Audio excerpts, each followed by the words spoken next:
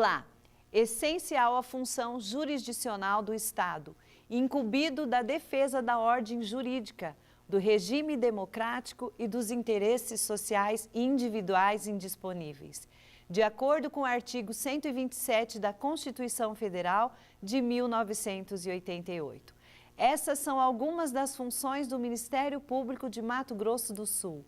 E para falar mais sobre o trabalho realizado na instituição, está conosco o Procurador-Geral de Justiça, Alexandre Magno Benites de Lacerda. Doutor Alexandre, é um prazer ter o senhor aqui no programa Segurança em Pauta. Eu que agradeço pela oportunidade, também ao doutor Adriano, nosso delegado-geral, uma oportunidade para o Ministério Público muito importante. Doutor, como é estruturado o Ministério Público do Estado de Mato Grosso do Sul? O Ministério Público de Mato Grosso do Sul é uma instituição em constante evolução, tal qual a Polícia Civil. Hoje nós temos atuação em comarcas que é dividido tal qual o Poder Judiciário, comarcas de primeira entrância, que são as comarcas menores. Segunda entrância são as cidades um pouco maiores, que tem mais de um promotor em regra, mas há cidades ainda que só tem apenas um promotor. E a comarca de entrância especial, que é Corumbá, Três Lagoas, Dourados e a capital, que é a principal, o centro do estado de Mato Grosso do Sul, não só a capital, mas também o centro administrativo do Ministério Público. É uma instituição que está em todos os lugares do estado, atuando. E quantas unidades existem no estado? No estado nós temos, o quantitativo de promotorias é que tem comarcas que tem mais de uma promotoria, tem 2, 3, 12, 16. Nós temos hoje 224 membros, sendo 35 procuradores e o restante promotores de justiça. Então, assim, a gente pode dizer que no interior do estado nós atendemos todas as comarcas, todas as cidades do interior do estado. E, doutor, essa estrutura é ideal para atender o Mato Grosso do Sul?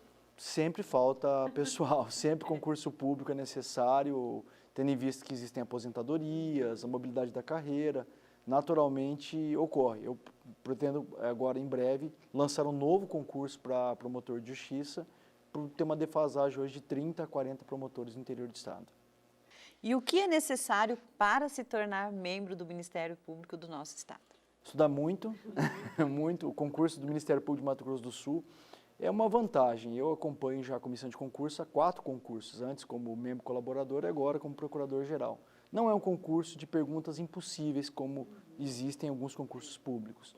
Aqui nós buscamos que a pessoa de fato saia já pronto para exercer a sua função no interior, com conhecimento de todas as áreas. Não adianta ser apaixonado, como alguns pensam, tão somente em direito penal, processo penal. Tem que saber todas as áreas do edital, porque temos a primeira fase, que é a prova objetiva, a segunda fase já é uma prova discursiva, que você tem que passar em todas as matérias com a média 5. Então tem que saber bem direito constitucional, direito administrativo. Nós precisamos de alguém polivalente, alguém que tem uma percepção. E na prova oral também, além do conhecimento jurídico, nós cobramos algo que vem sendo muito debatido, a famosa inteligência emocional. A pessoa precisa, ao exercer sua função, saber suas responsabilidades, empatia, amor ao próximo e saber que você está entrando para servir a sociedade e não tão somente passar no concurso. Quais são as principais funções do Ministério Público do nosso estado? Olha, o carro-chefe sempre foi o direito penal, o combate à criminalidade em parceria com as polícias. Eu acho que isso é a missão número 1 da nossa instituição, Ministério Público, a defesa da sociedade no aspecto penal. Mas com a Constituição de 88, ela ganhou outras relevantes funções que envolvem o combate à corrupção, que é algo que dá muito destaque ao Ministério Público também. Da mesma forma, a defesa do meio ambiente, do patrimônio social, as crianças e os adolescentes, que é uma atuação muito efetiva. E nesse ano de 2020 e 2021, ficou muito evidente a saúde. Com a Covid, pandemia, eu falo que nesse primeiro ano de gestão, eu mesmo trato muito da questão da saúde, economia e defesa do patrimônio público. São os planos de biossegurança, então são os focos hoje do momento que dão destaque à instituição. E, doutor, qual que é a importância da parceria entre as instituições?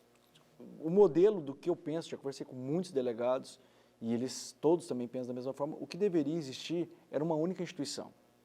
O Ministério Público e as polícias tinham que ser uma única instituição, uma única carreira independente, que eu acho que isso que falta para a Polícia Civil, para a Polícia Militar. Primeiro, não deveríamos ter 2 polícias, minha percepção.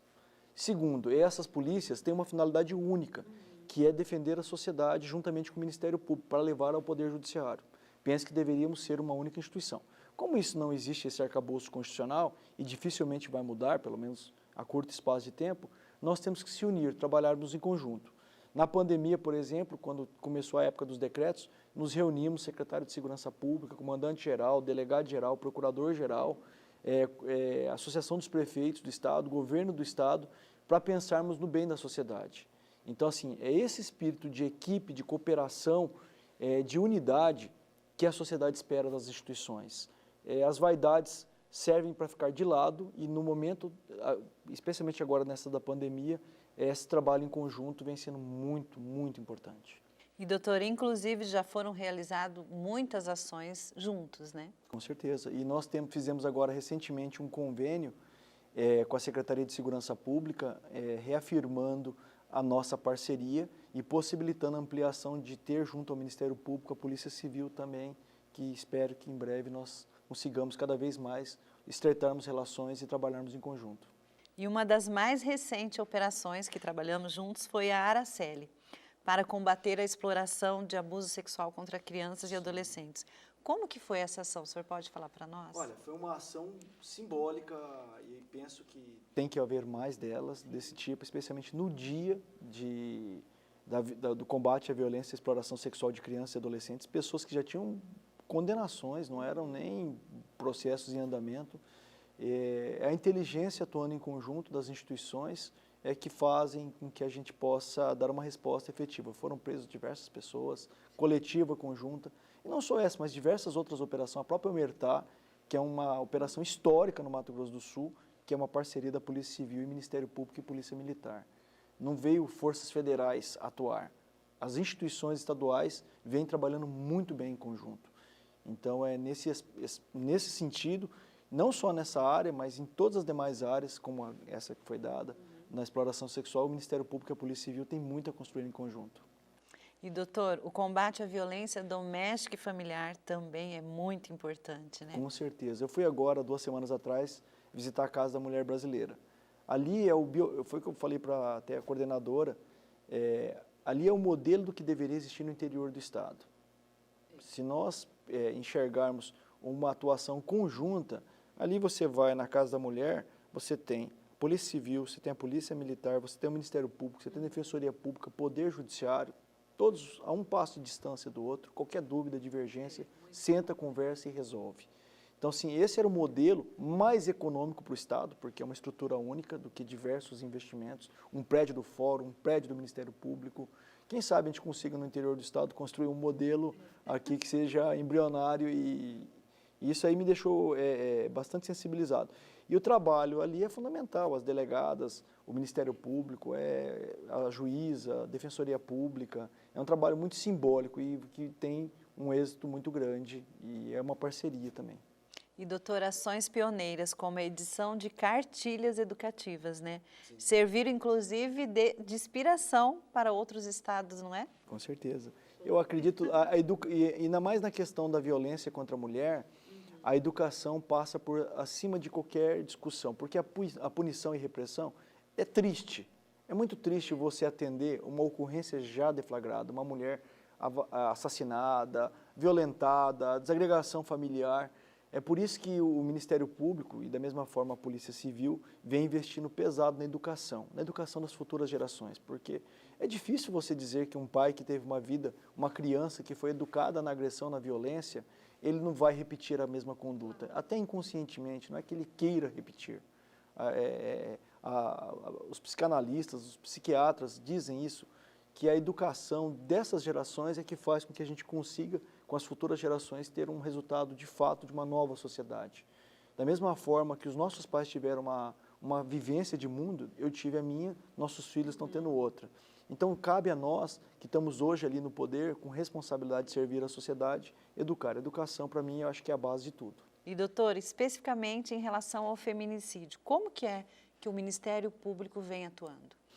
O Ministério Público, além das varas de violência contra a mulher, há também um projeto de lei que está tramitando no Congresso Nacional, acredito que em breve possa ser aprovado, que vai não só... Porque a questão do feminicídio passa por muitas situações, dentre elas, primeiro, a educação, não só das crianças, mas da própria mulher, de saber o seu direito, saber que vai ser acolhida e não desamparada.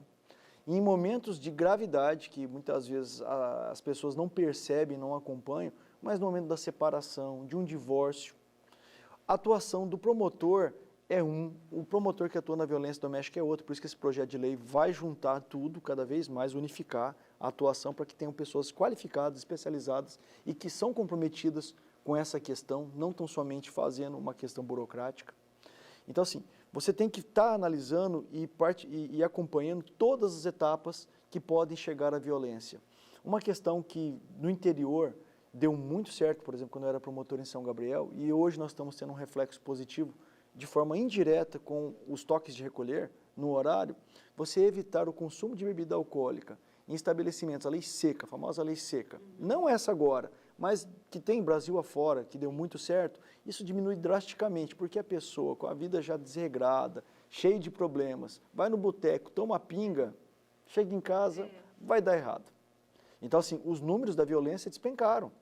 Então, nós precisamos aprender algo com essa pandemia. Tudo que nós estamos passando agora tem que ser algo evoluído, positivo, institucionalmente falando. Então, o papel nosso, tenho certeza que eu vou conversar isso com o doutor Adriano, com a Associação de Prefeitos, com o governador, para que a gente consiga, depois desse momento, não só na questão da saúde pública, que tem os problemas das sequelas de pessoas que não estão tratando como deveria, mas na segurança pública também a gente pode fazer algo diferente que afeta diretamente a violência contra a mulher. Então, essa é uma das prioridades nossa como instituição. Vamos para um rápido intervalo e já voltamos para falar mais sobre o Ministério Público de Mato Grosso do Sul.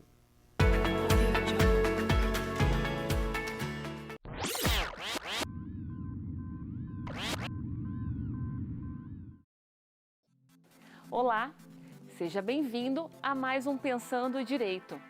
Aqui explicamos a você tudo sobre o processo legislativo, de acordo com o que dispõe o regimento interno da Assembleia Legislativa de Mato Grosso do Sul. Eu sou Areta Muritiba e hoje falo sobre a discussão. Segundo o artigo 204 do nosso regimento interno, a discussão acontece quando os projetos são deliberados em plenário. Para que isso ocorra, é necessário ao menos que 1/3 dos deputados estejam presentes na sessão. Caso as proposições analisadas sejam projetos de resolução, de decreto legislativo, projetos de lei que declarem utilidade pública, requerimentos ou ainda os vetos, tanto a discussão como a votação podem ser em um único turno. Os deputados podem ainda fazer uso da palavra por 30 minutos durante o grande expediente ou 15 para a discussão de projetos de lei, resolução, decretos legislativos e pareceres de comissões. Outros prazos de fala estão dispostos no artigo 209. E a discussão também serve para que algum deputado possa fazer o pedido de vista de qualquer proposição. O pedido deve ser feito diretamente à mesa diretora e tem um prazo de 24 horas. Eu vou ficando por aqui, mas volto em breve com mais um Pensando Direito. Aproveite e siga nossas mídias sociais. Até lá!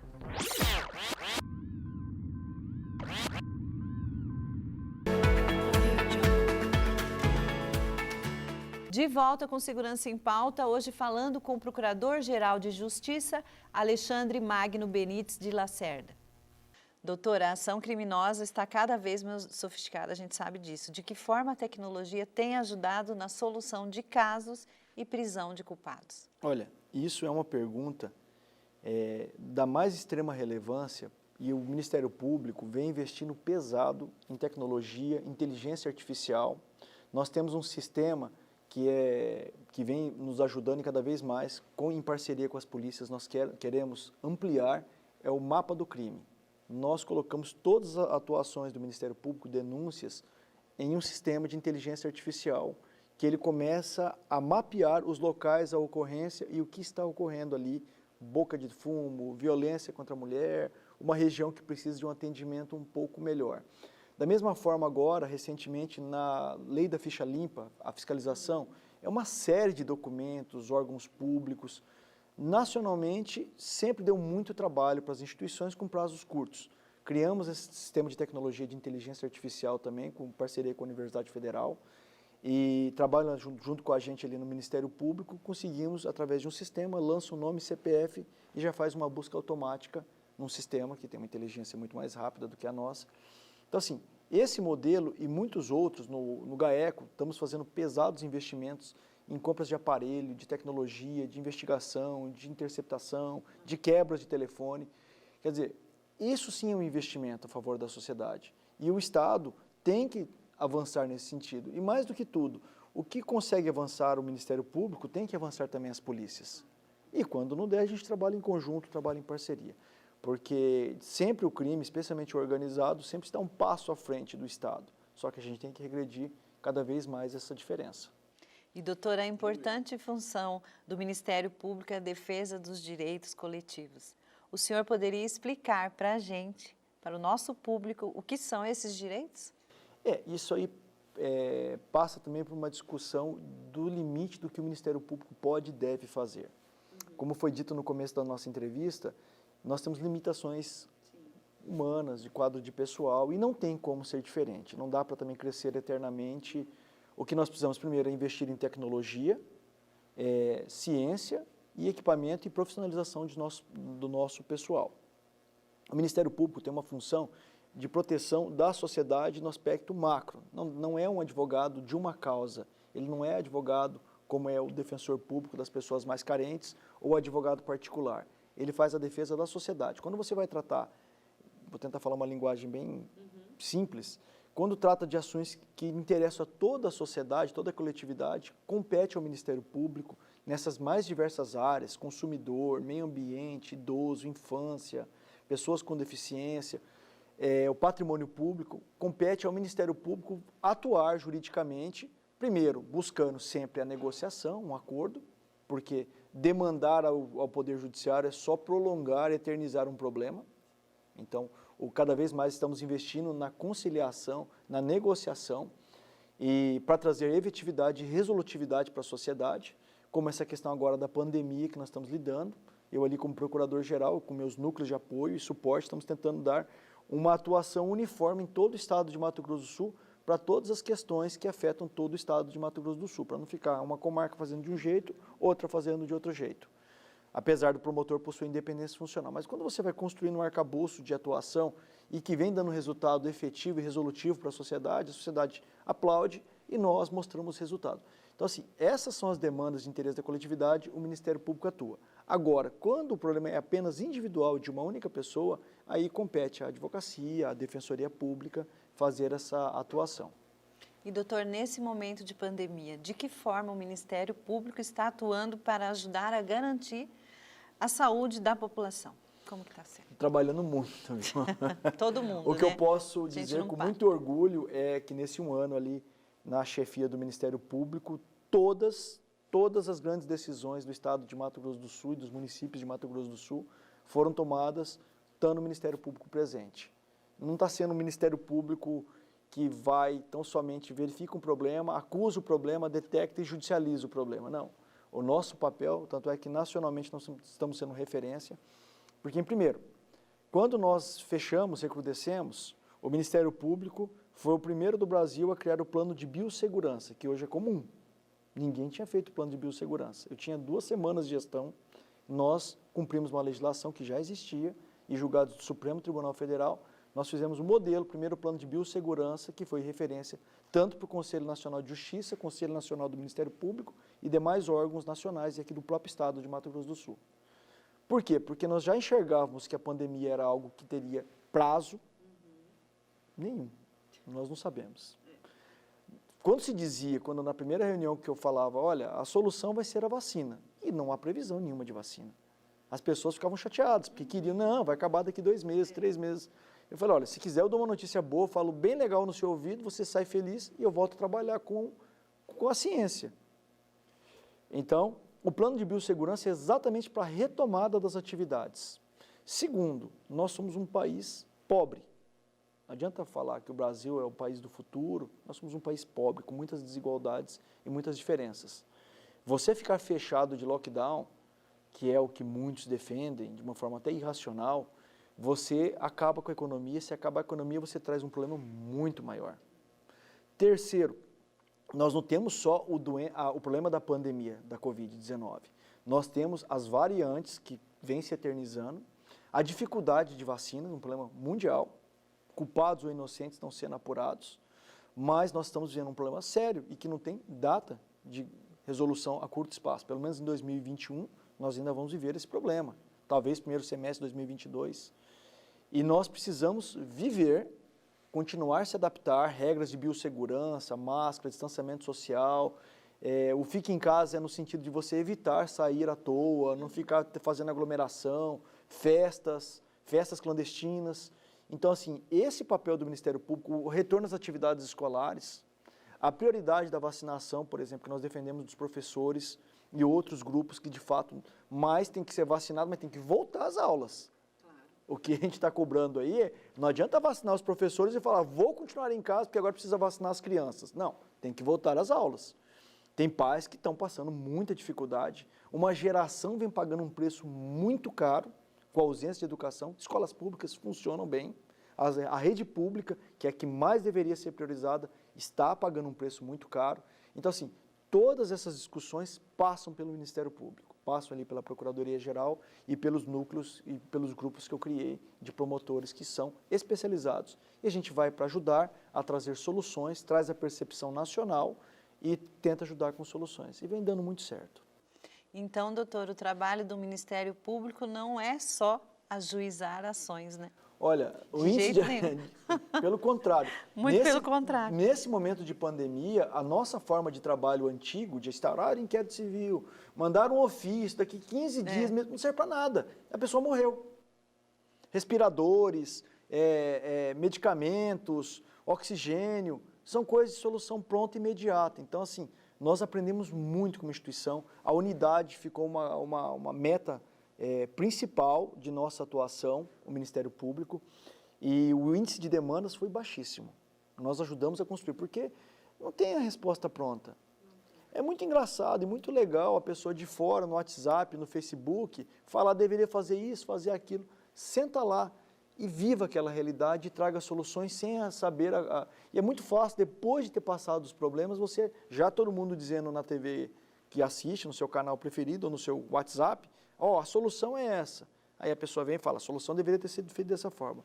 Eu acho que as nossas autoridades constituídas, todas, estão fazendo o seu melhor. Eu posso dizer aqui pelo estado de Mato Grosso do Sul, todos estão fazendo o seu melhor. Todos os prefeitos do interior do estado, o governo do estado, as assembleias, as câmaras. Mato Grosso do Sul hoje é uma referência nacional. Primeiro lugar em vacinação no Brasil. Mas isso é um trabalho de muitas mãos.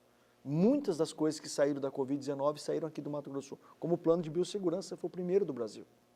Então, assim, em muitas questões nós demos certo. Por quê? Pela união, pelo diálogo, pela transparência e acima de tudo, visando sempre o bem comum.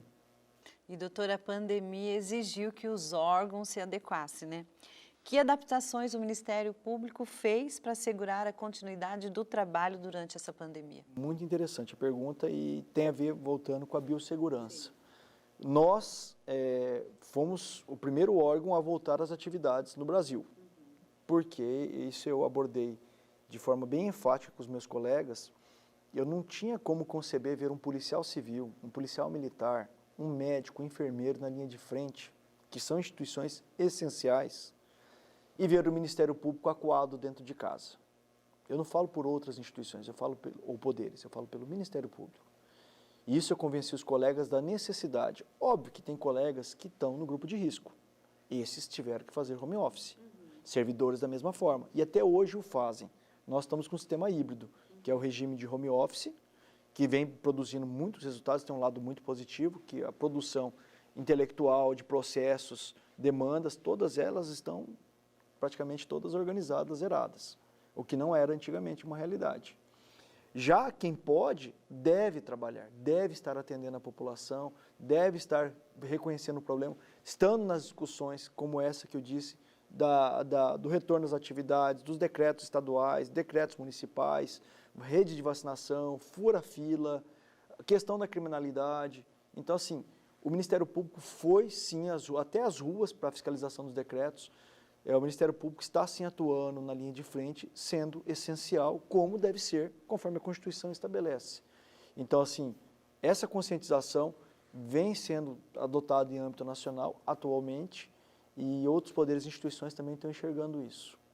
E, doutor, de que forma a população pode entrar em contato com o Ministério Público? Tecnologia é o primeiro ponto. Hoje você pode utilizar o WhatsApp, você pode entrar na página do Ministério Público no Facebook, você consegue mandar, ligar uma denúncia no site do Ministério Público via ouvidoria, tem lá um acesso, todos os canais você pode fazer informação ou ir em um dos prédios na sede do Ministério Público, que tem em todas as comarcas do interior do estado e aqui na capital. Então, assim, o Ministério Público funciona 24 horas por dia, sempre à disposição e para poder servir a sociedade. E, doutor, o senhor está no cargo de Procurador-Geral de Justiça há pouco mais de um ano.